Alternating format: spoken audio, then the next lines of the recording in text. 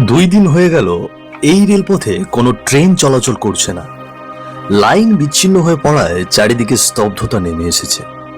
যাত্রীদের যাতায়াত বন্ধ হয়ে পড়েছে, দূর দূরান্তে আটকা পড়েছে অনেক মানুষ। দুর্ভোগ চরমে উঠেছে।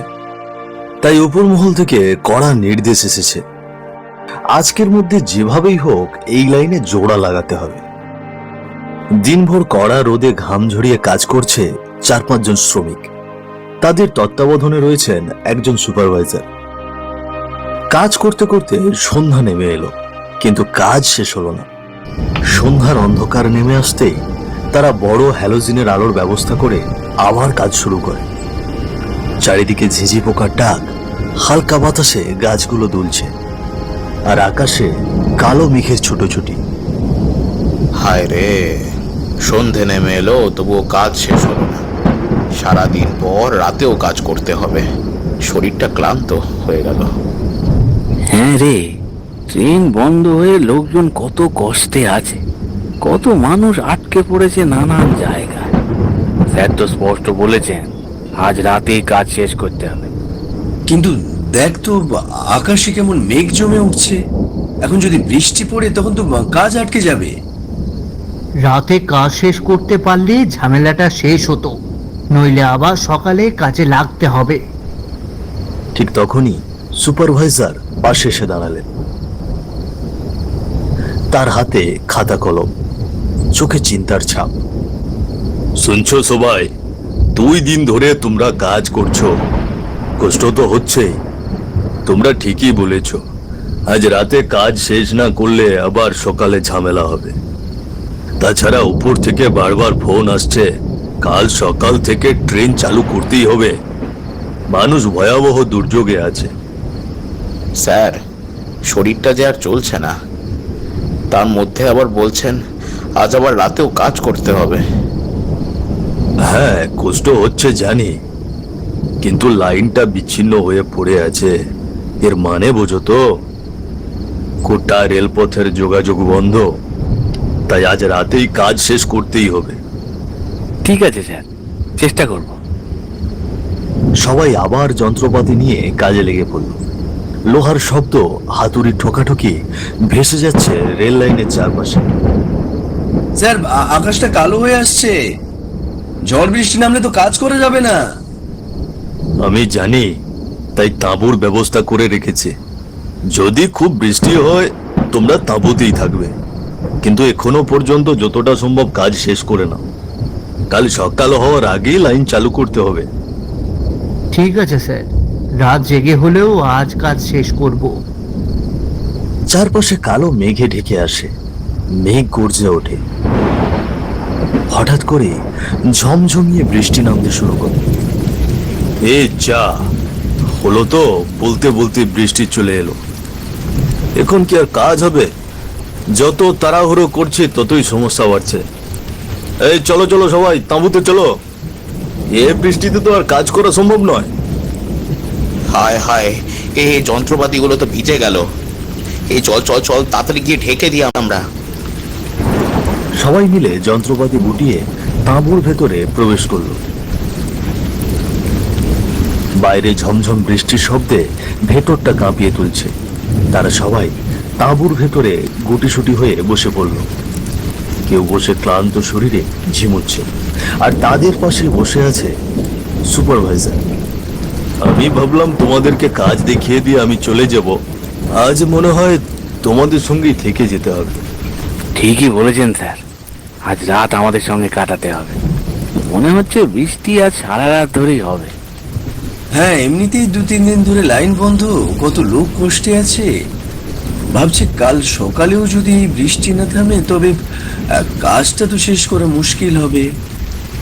আরে, কাল নিয়ে তো ভাবছিস কেন? আজ রাতটা কোনো রকম পার হলেই তো বাঁচি। দেখছিস না কেমন বৃষ্টি হচ্ছে? এই তাঁবু এত বৃষ্টি নিতে পারবে তো? সেটাই ভাবছি। কি বলিস? তুই বৃষ্টিতে তাঁবু ফুটো হওয়ার কথা ভাবছিস? হ্যাঁ, সেটাই তো ভাবছি। দেখা গেল ঘুমিয়ে পড়েছি, তবু ফুটো হয়ে বৃষ্টির জলে আমাদেরকে ভাসিয়ে নিয়ে গিয়েছে। তোমরা এই ক্লান্ত শরীরে কি মজা করছো নাকি? সবাই শুয়ে পড়ো। বৃষ্টি থেমে গেলে সকাল সকাল আবার কাজে লাগতে হবে। আজ তো কাজে সর্বনাশ হয়ে গেল বৃষ্টিতে।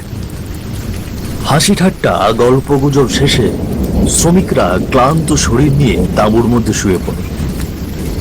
ততক্ষণে বৃষ্টির শব্দ কমে গিয়েছে, তবে চারপাশ ভিজে জলকাদা ছড়িয়ে আছে। বাইরে মাঝে মাঝে বাতাসের ঝাপটায় তাঁবুর কাপড় কেঁপে উঠছে। অচিরেই সবাই গভীর ঘুমে তলিয়ে গেল।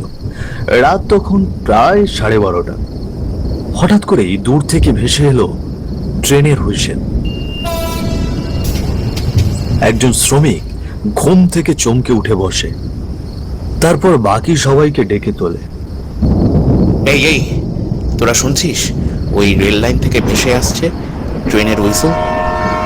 তার চিৎকার শুনে বাকি সবাই ঘুম থেকে উঠে জেগে বসলে। আরে দূর, তুই স্বপ্ন দেখিসনি তো? আরে এই লাইনে তো ট্রেন আসার কথা নয়, লাইন তো এখন বিচ্ছিন্ন। না রে বা, আমিও শুনছি। হ্যাঁ, একদম পরিষ্কার হুইসেলের আওয়াজ। সত্যি তো, এই রাতে ট্রেন আসছে, কিন্তু কি করে? এ আবার কি ব্যাপার? ট্রেন আসার তো কথা নয়। যদি ভুলবশত কোনো ট্রেন ছেড়ে দেওয়া হয় তবে তো ভয়ানক দুর্ঘটনা ঘটবে। চলো সবাই বাইরে বের হয়ে দেখি।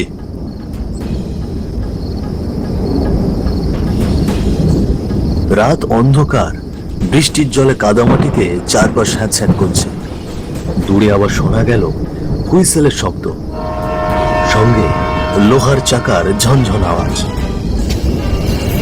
হায় হায়, এই সত্যি তো ট্রেন আসছে। আরে এখনো তো পুরোপুরি লাইন জোড়া লাগেনি। এই দুর্ঘটনা হলে তো সর্বনাশ। সবাই শান্ত হও, আগে দেখি কি হচ্ছে। তারা সবাই মিলে রেল লাইনের ধারে গিয়ে দাঁড়ালো। চারিদিক নিস্তব্ধ, শুধু হাওয়ার ঝাপটা আর ছুটে আসা ট্রেনের গর্জন। অন্ধকার চিরে এগিয়ে এলো হেডলাইটের তীব্র আলো। মুহূর্তের মধ্যে বিশাল ট্রেনটা গর্জন করতে করতে সামনে এসে দাঁড়ালো। হুইসেল বাজতে বাজতে ট্রেন ঠিক ভাঙা লাইনের কাছে পৌঁছতে আচমকা প্রবল শব্দে দুটি বগি বিচ্ছিন্ন হয়ে ছিটকে আলাদা হয়ে গেল। এ কি, বগি আলাদা হয়ে গেল? কিন্তু ট্রেনটা থেমে গিয়েছে কেন? চালক কোথায়? কি অদ্ভুত ব্যাপার! এমনটা তো হওয়ার কথা নয়। ট্রেন তো এ পথে আসারই কথা নয়। তারা সবাই হতবাক হয়ে তাকিয়ে রইল। বিশাল ট্রেনটা দাঁড়িয়ে আছে অন্ধকারে, নিশ্চুপ। শুধু ইঞ্জিনের ধোঁয়া ধীরে ধীরে আকাশে মিলিয়ে যাচ্ছে। আর আলাদা হয়ে যাওয়া বগি দুটো কেমন অস্বাভাবিক নিস্তব্ধতায় পড়ে আছে রেল লাইনের ওপর। হায় হায়, এ পুরো দুটো বগি আলাদা হয়ে গেল। নিশ্চয়ই ভেতরে অনেক লোক আটকা পড়ে আছে। এই চল চল দেখে আসি আর কে কে আহত হয়েছে। হ্যাঁ রে, চল তাড়াতাড়ি গিয়ে দেখি। আমরা সাহায্য না করলে তাদেরকে কে সাহায্য করবে? ঠিক বলেছিস, এখান থেকে ডাক্তার হাসপাতাল তো অনেক দূরে। ডাক্তার হাসপাতালের কথা বলছিস কেন? গ্রামটাই তো এখান থেকে অনেক দূরে। লোকজন এসে সাহায্য যে করবে তার উপায় নেই। তারা হয়তো টেরই পায়নি। এইটা আবার এমন নির্জন জায়গা। হ্যাঁ হ্যাঁ, আমরা এখানে আছি, আমাদেরকে সাহায্য করতে হবে। সবাই সাবধানে যাও। যদি কেউ আহত থাকে সঙ্গে সঙ্গে বের করে আনতে হবে। শ্রমিকরা তাড়াহুড়ো করে ভাঙা লাইনের পাশে ছুটে এলো। টুপটাপ বৃষ্টির মধ্যে অন্ধকার চিরে ট্রেনটা থেমে আছে। ভাঙা বগি দুটো চূর্ণ বিচূর্ণ, তবুও আশ্চর্যের বিষয় কোনো আর্তনাদ নেই। হঠাৎ একে একে ট্রেনের ভেতর থেকে যাত্রীরা নেমে আসতে শুরু করলো। সবাই অদ্ভুতভাবে শান্ত, মুখে অচেনা এক হাসি। এ কি, এত বড় দুর্ঘটনা অথচ কিছুই হলো না। আপনারা সবাই ঠিক আছেন তো? কেউ কোথাও আঘাত পায়নি তো? ভিতরে কেউ আছে নাকি? আমাদের সাহায্যের দরকার। ডাক্তার হাসপাতাল তো অনেক দূরে, আমরা আছি আপনাদের জন্যে। আমাদের কিছু হয়নি, আমাদের আর কিছু হবেও না। না না, সাহায্যের কোনো প্রয়োজন নেই। আমাদের যতটা হওয়ার ছিল সব আগেই হয়ে গেছে। কি বলছেন? বগি দুটো একেবারে ভেঙে চুরমার হয়ে গিয়েছে, অথচ আপনারা একটু আঘাত পাননি? এটা কিভাবে সম্ভব? আরে এই লাইন তো বিচ্ছিন্ন ছিল, এখানে ট্রেন আসার কথাই নয়। অনুমতি দিল কে? অনুমতি? মানুষের ট্রেনে অনুমতি লাগে, কিন্তু এ তো মানুষের ট্রেন নয়। কি বললেন? মানুষের ট্রেন নয় মানে? এটা হলো বাদলা দিনের শেষ এক্সপ্রেস। সেদিন রাতে এই ট্রেনেই আমাদের শেষ যাত্রা হয়েছিল। তারপর থেকে এই ট্রেনে আমরাই আছি, সব সময় আছি।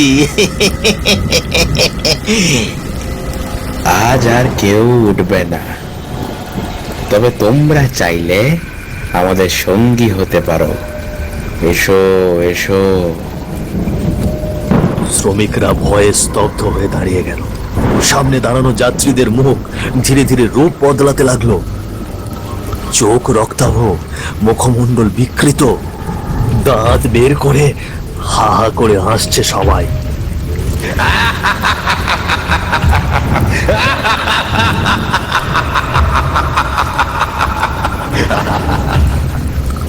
ওরে বাবা, এরা মানুষ নয়, পালা সবাই, পালা পালা রে, এরা কেউ মানুষ নয়। দৌড় দে, না হইলে এরা আমাদের গিলে খাবে। মুহূর্তেই সবাই প্রাণপণে ছুটলো। অন্ধকার, কাদামাখা পথ আর বৃষ্টির জলে পা ফেলে ছলাৎ ছলাৎ শব্দ করে তারা দৌড়তে লাগলো। মাঝে মাঝে হোঁচট খাচ্ছে, আবার উঠে দাঁড়াচ্ছে। তাদের মুখে শুধু একটাই আওয়াজ,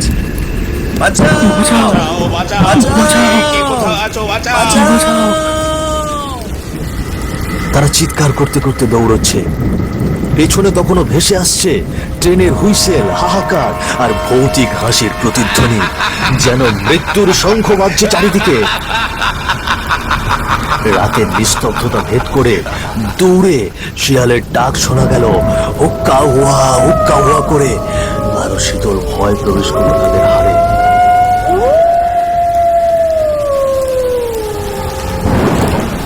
আর দৌড়াতে পারছি না, মনে হয় ওরা আমাদের পেছনেই আছে। ভাবিস না, গ্রামটা সামনে। চল ওদিকে চল। অবশেষে তারা ছুটতে ছুটতে গ্রামের ভেতরে প্রবেশ করল। হঠাৎই কয়েকটা কুকুর ঘেউ ঘেউ করে উঠল, আর গ্রামের মানুষজন আতঙ্কিত হয়ে লণ্ঠন হাতে ঘর থেকে বাইরে বেরিয়ে এলো। কে তোমরা? রাত দুপুরে এভাবে দৌড়চ্ছ কেন? ওরে বাবা রে, কারা রে তোমরা? কি হয়েছে? কিসের জন্য এইভাবে বাঁচাও করছো? হ্যাঁ, কে তোমাদেরকে মারতে এসেছে? ও ট্রেনটা লাইন বিচ্ছিন্ন। হ্যাঁ, কি বলছো? তোমরা তো ভীষণ ভয় পেয়েছো মনে হচ্ছে। আর কিসের লাইন বিচ্ছিন্ন? হ্যাঁ, লোকটির কথা শেষ হতে না হতে সেখানে ভিড় ঠেলে এক বৃদ্ধ লোক হাজির। তোমরা ওদেরকে এত প্রশ্ন করছো কেন? দেখছো না ওরা ভীষণ ভয় পেয়েছে?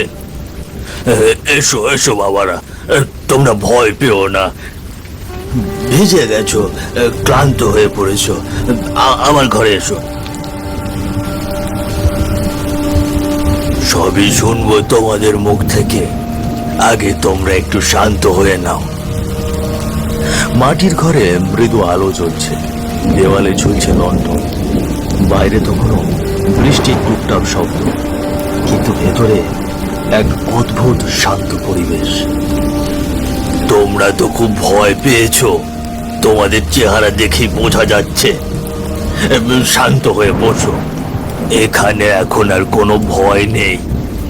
শান্ত হয়ে ধীরে ধীরে সব বলো। তোমরা কোথা থেকে এসেছো? কি দেখে এত ভয় পেয়েছো? আমরা রেল লাইনে কাজ করি জেঠু। এই লাইনটা বিচ্ছিন্ন হয়ে গিয়েছে, আমাদের কাজ ছিল সেটাই মেরামত করা। ঠিক তখনই হঠাৎ ট্রেনের হুইসেল কানে এলো। এই লাইনে তো ট্রেন আসার কথা নয়, অথচ আমরা সবাই দেখেছি, শুনেছি হুইসেল, সব কিছু। Please stand away from door. Let the passenger come out. Leena को पसंद आया ये ट्रेंडी लहंगा, लेकिन उस আরো ভয়ঙ্কর ব্যাপার হলো, দুটি বগি আলাদা হয়ে গেল, কিন্তু যাত্রীদের যেন কিছুই হয়নি এমন ভাবে বেরিয়ে আসতে লাগলো। তাদের কথা, এরা মানুষ নয় জেঠু।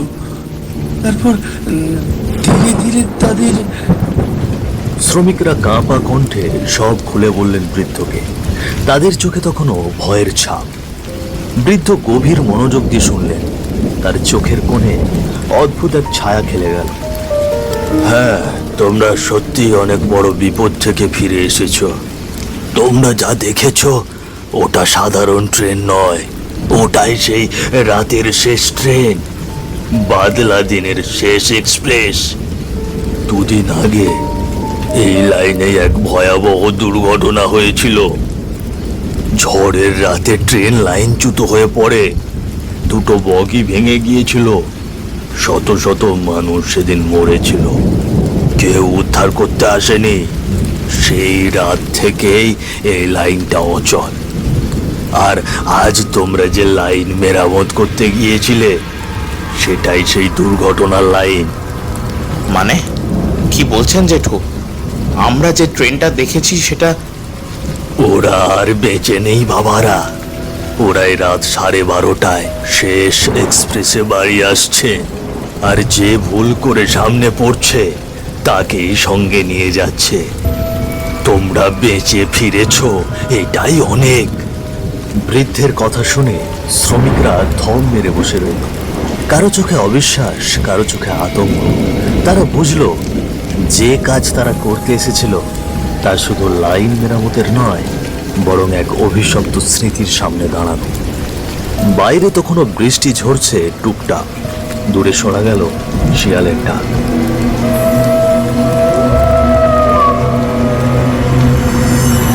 রাতটা যেন আরো ভয়ালো হয়ে উঠল।